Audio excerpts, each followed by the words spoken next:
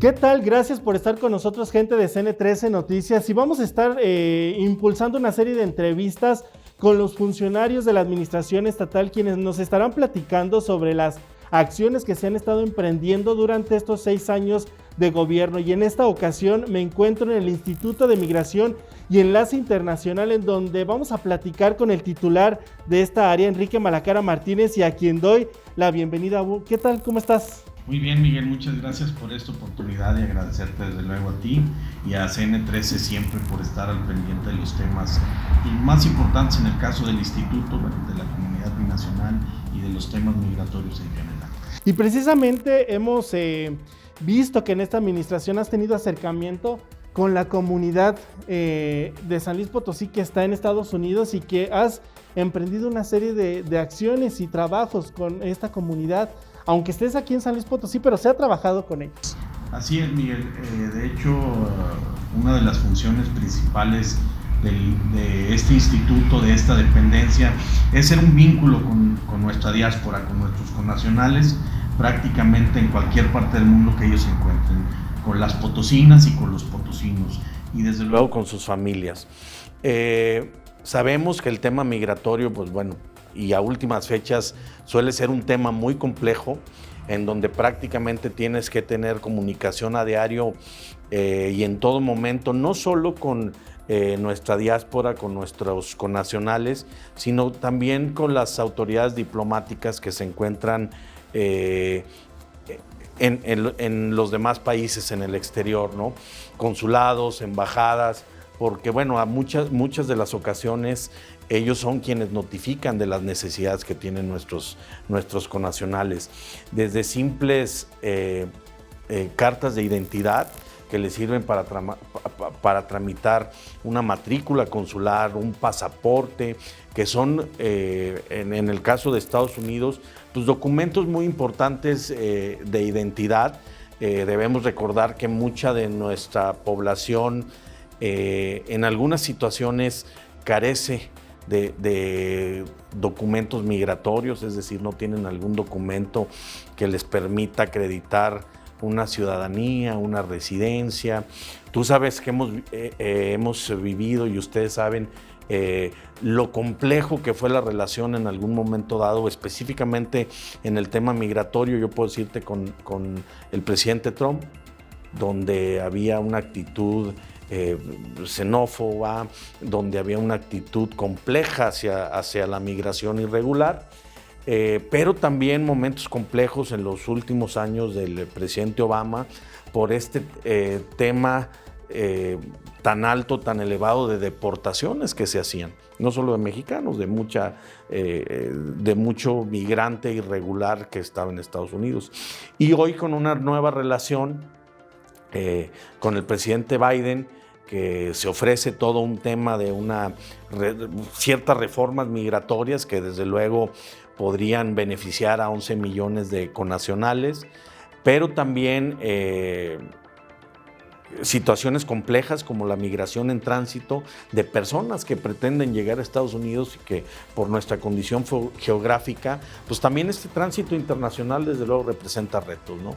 Entonces yo te puedo decir que aquí en San Luis prácticamente nos ha tocado atender todas las dimensiones del fenómeno migratorio, y sí, como tú bien lo señalabas a un inicio, con un vínculo muy permanente con las organizaciones de potosinos, con nuestros líderes migrantes. Tú recordarás, y te lo platiqué muchas veces en los programas a los que me hacías favor de invitar, las ferias de servicios que hacíamos para nuestros paisanos en Estados Unidos, cerca de 15,000 connacionales atendidos en ferias de servicios que hicimos desde Houston, en San Antonio, en Dallas, en Fort Worth, y que por ahí, pues bueno, todavía incluso hay muchos connacionales que dicen, ¿y cuándo reactivamos estas ferias de servicios, ¿no? Entonces, también desde luego retos muy importantes que habrá para la siguiente administración, pero bueno, con un compromiso muy importante hacia nuestros potosinos en el exterior, a sus familias. Tú sabes que, como decía, en la administración del presidente Obama, deportaciones, retos importantes para integrar a todos estos deportados pues, prácticamente a su país de origen, a su entidad, a sus municipios, a sus comunidades de origen, ver sus situaciones de vulnerabilidad que tiene un deportado, ¿sí? Como es el conseguir un empleo digno, como es si viene con su familia, este programa tan importante que hicimos de garantizarle la doble nacionalidad a estos niños que nacen en Estados Unidos, pero de padre o madre mexicanos y que tienen un derecho constitucional, y que hoy por primera vez en una administración se logró que este derecho sea accesible, ¿no? De poco sirven que los derechos estén consagrados, que se encuentren de manera ahí muy particular en la Constitución política. De poco sirven si no son accesibles y si no tenemos un ejercicio pleno de estos derechos. Entonces, muchos de las personas o familias deportados o repatriados ante este escenario que se vivió, por decir, con el presidente Trump, donde llamó a toda la migración prácticamente criminales, y que muchos retornos fueron voluntarios de familias que vieron agotado tal vez un ciclo de estadía en ese país y que decidieron regresar a San Luis Potosí con sus hijos nacidos en California, en Texas, y que bueno, prácticamente y técnicamente y jurídicamente venían estos niños que, si bien la Constitución los considera mexicanos al ser hijo de uno o ambos padres mexicanos, pero apegados a derecho, pues solo tenían su acta de nacimiento de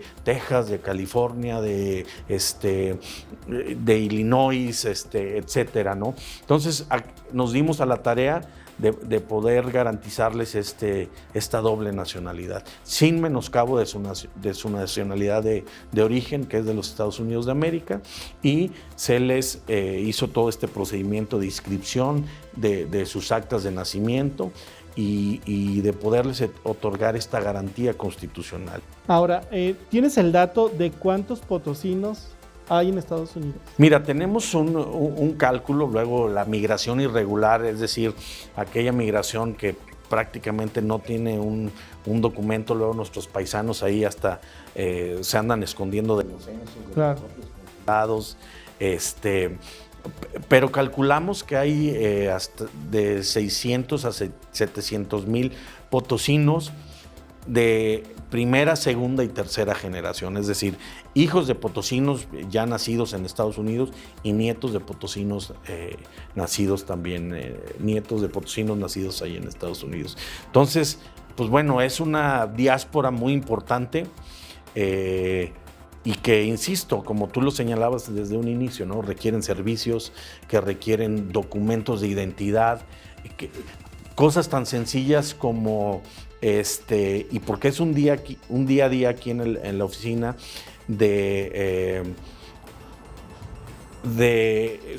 luego sus actas de nacimiento, cuando hubo esta digitalización, pues bueno, hay que hacerles algunas enmiendas o correcciones. Son trámites administrativos o jurídicos que difícilmente va a tener oportunidad de un potosino, sobre todo si tiene una calidad migratoria irregular en ese país, pues difícilmente llevará un juicio de corrección o de nulidad de acta. Y bueno, con los convenios que tenemos en este caso, con la Dirección General del Registro Civil, bueno, ha sido todo más fácil, más accesible. Les hemos podido enviar sus CURP certificados, sus actas de nacimiento corregidas, porque, bueno, muchos de estos documentos, al estar correctos, bueno, pues les ayudarán más adelante, y no solo a conseguir su matrícula consular o su pasaporte, sino hasta para acceder en algún momento dado a una posibilidad de una residencia legal, o incluso, ¿por qué no?, en el tema de los Dreamers, hasta una ciudadanía, que se habla que ellos van a ser el primer grupo de personas beneficiadas por esta posible y muy platicada reforma migratoria del presidente Biden. Entonces los retos son muchos y bueno, tratamos siempre en esta administración, en estos 6 años, de tener un compromiso muy importante con nuestra diáspora. Ahora, yo también tengo entendido que cuando había potosinos deportados y que llegaban aquí a sus lugares de origen, ustedes también les brindaban un apoyo para que ellos emprendieran un negocio. ¿Cómo resultó este programa y a cuánta gente se benefició? Mira, resultó... Primero era un incentivo, ¿no? Cuando nuestros connacionales son deportados desde los Estados Unidos, pues bueno, traen un tema psicológico complejo, ¿no? Entonces hay que, como te decía, integrarlos, hay que reintegrarlos a su país de origen. Entonces, como tú bien lo señalas, implementamos estos proyectos productivos para los migrantes, para el autoempleo, en donde la Secretaría del Trabajo nos hacía favor de capacitarlos, donde se les otorgaba un recurso y donde muchos de estos proyectos, afortunadamente, ya están generando más empleos, que era lo que se buscaba, ¿no? Aprovechar las habilidades que tienen nuestros connacionales, las habilidades adquiridas. Yo, como les decía, hacen unas verdaderas obras de arte aquellos que se dedican a la pintura, a la construcción, a la reconstrucción de viviendas, porque digo, la realidad es que nuestros queridos paisanos hacen pues una labor muy importante, ¿no?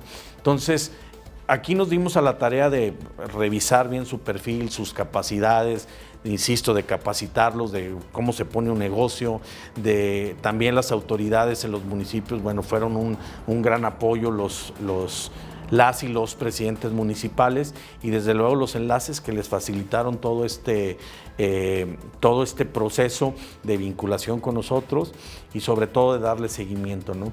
Y te digo, fue uno de los proyectos más importantes que tuvo el instituto y que, pues bueno, generaron que más de 4,000 familias fueran beneficiadas con este tipo de proyectos. Y ahora, ¿siguen activos? ¿Les dan seguimiento a estos programas? Sí, claro, a través de los enlaces municipales, ahí vamos teniendo algún seguimiento.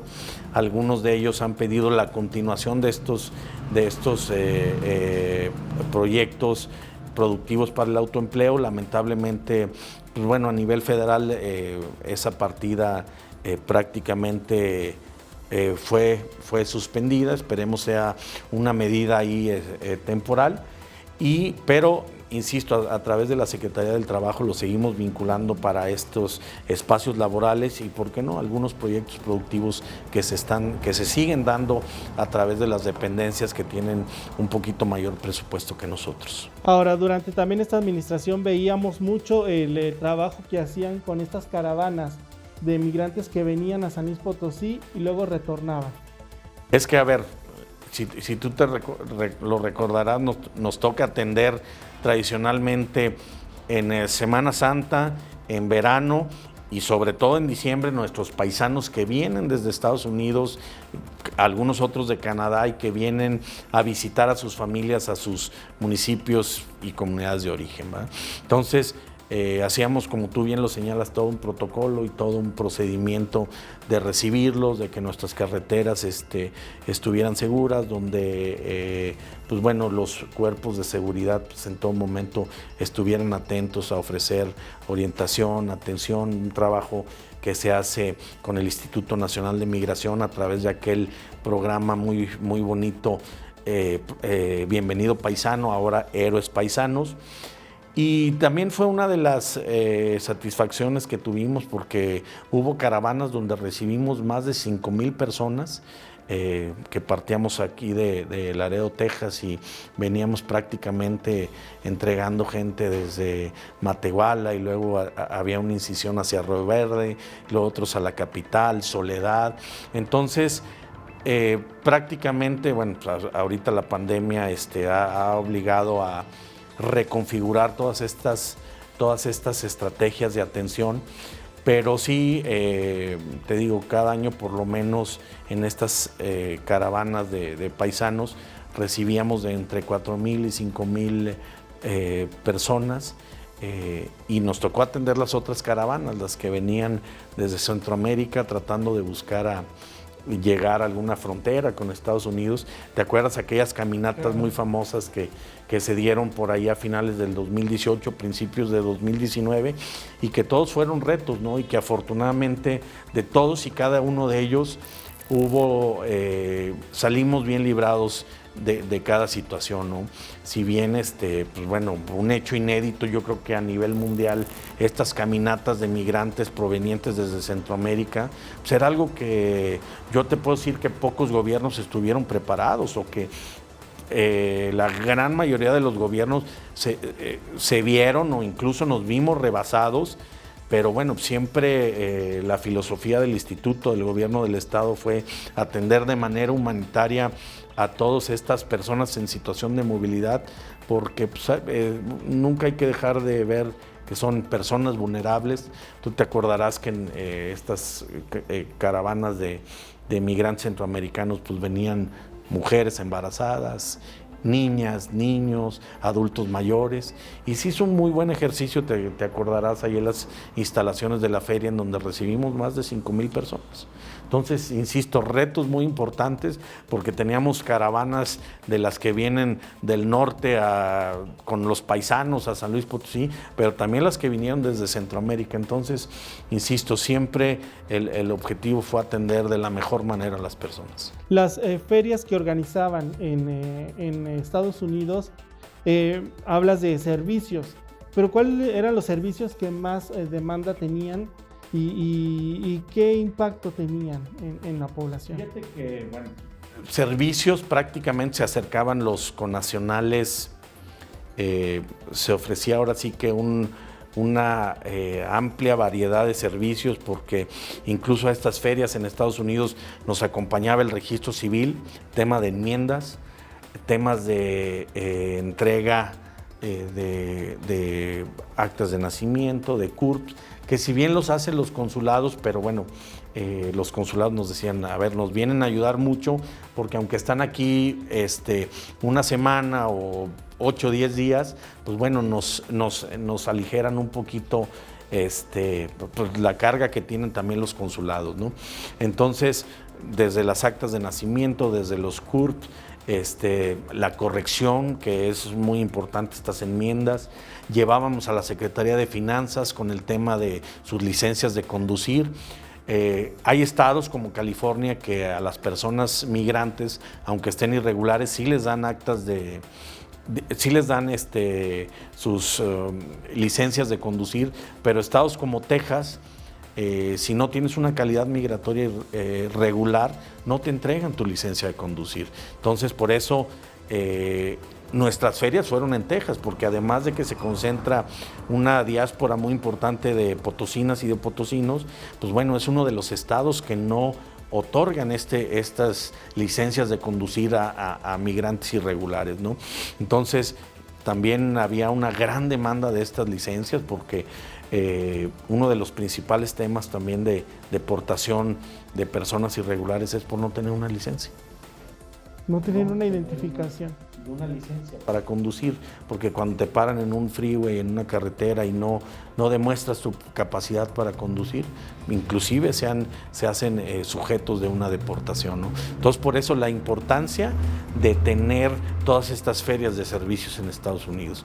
Hay que recordar que, pues bueno, un consulado no puede emitir una licencia de conducir, pero los estados sí. Por eso hacíamos esta coordinación y coordinábamos todos estos servicios y todas estas actividades para los connacionales, y que de verdad eran de muchísima utilidad. ¿Cuánta gente se benefició con estas ferias? Mira, calculamos que fueron beneficiados cerca de 15,000 personas. De 15,000 personas potosinas y potosinos con estos ejercicios tan importantes. Licencias se dieron una cantidad cercana a los 6,000, enmiendas, actas de nacimiento,